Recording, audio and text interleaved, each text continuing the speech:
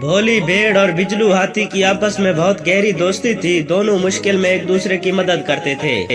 एक दिन दोनों दरिया के किनारे मैदान में टहल रहे थे। भोली भेड़ ने एहसान मंदी वाले लहजे में बिजलू हाथी से कहा, बिजलू भाई, एक बात तो सच है कि मेरी दोस्ती से तुम्हें कुछ फायदा हो या ना हो, लेकिन तुम्हारी दोस्ती से मुझे बहुत फायदा हुआ है। बिजलू हाथी ने थोड़ी हैरानी से पूछा, तुम्हें क्या फायदा हो गया मेरी दोस्ती से? भोली भेड़ बोली, देखो ना, तुम्हारी वजह से मुझे बड़े दरख्तों के पत्ते खाने को मिल जाते हैं, और तो और कोई दरिंदा तुम्हारी वजह से मेरे करीब भी नहीं आता।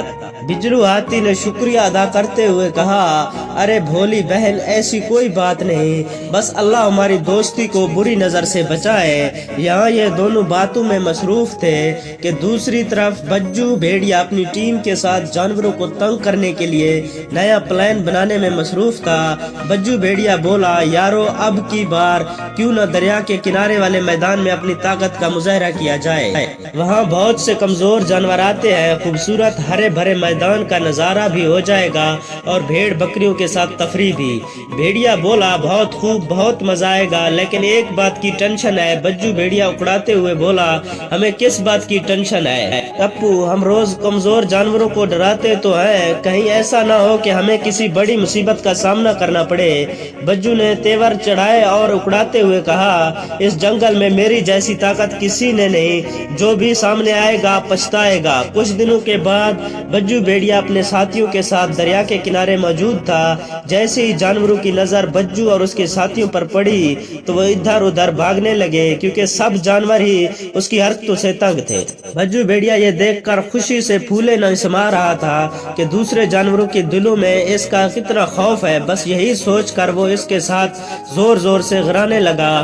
दूसरी तरफ भोली भेड़ ये मंजर देख रही थी कि अचानक बच्चू भेड़िए की नजर भोली भेड़ पर पड़ गई और बच्चू घराते हुए उसकी तरफ बढ़ने लगा। उससे पहले कि भोली भेड़ बच्चू के हाथ आती, उसने अपनी जान बचाने के लिए दौड़ लगा दी। साथ ही वो मदद के लिए आवाजें लगाने लगी, लेकिन रफ्तार कम होने की वजह से थोड़ी ही देर में बच्चू भेड़िए और उसके साथियों ने भोली भेड़ को घेर लिया।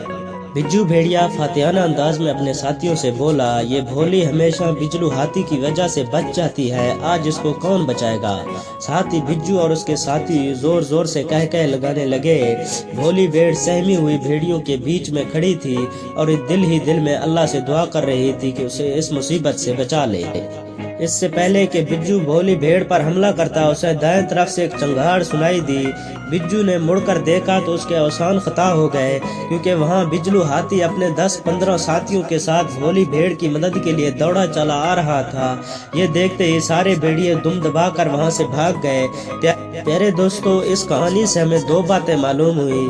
एक, मुसीबत के वक्त अल्लाह ताला से दुआ मांगनी चाहिए, यकीनन अल्लाह ताला इस मुसीबत से निकलने का कोई न कोई रास्ता जरूर निकाल देगा। दूसरी, मुश्किल वक्त में अपने दोस्तों को अकेला नहीं छोड़ना चाहिए, बल्कि उनकी मदद करनी चाहिए। उम्मीद करता हूँ आपको आज की वीडियो अच्छी लगी है। इसे लाइक करें और मेरे चैनल को सब्सक्राइब जरूर कीजिएगा। शुक्रिया।